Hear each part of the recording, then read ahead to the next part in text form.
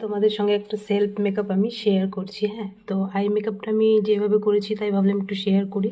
তো প্রথমে দেখো এখানে আমি ব্ল্যাক কালারের একটা শ্যাডো স্মাচ করে দিয়েছি। তারপর আমি যেটা কুর্তি পরেছি সেই কালারের একটা কালার এখানে সুন্দর করে এই ব্রাশটা দিয়ে ব্লেন্ড করেছি।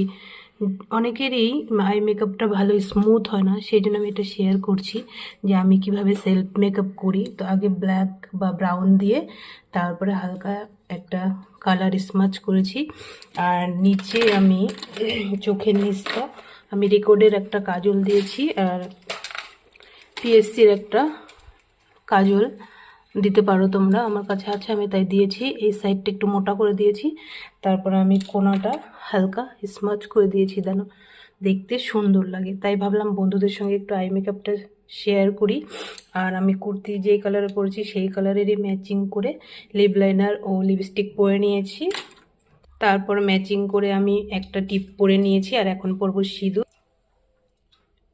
সিঁদুরটা পরে নেওয়ার পরে আমি হালকা ব্লাশার দিয়ে নিয়েছি, যেহেতু এটা সেলফ মেকআপ আর যাচ্ছি পিকনিকে, তাই হালকাই মেকআপটা করেছি।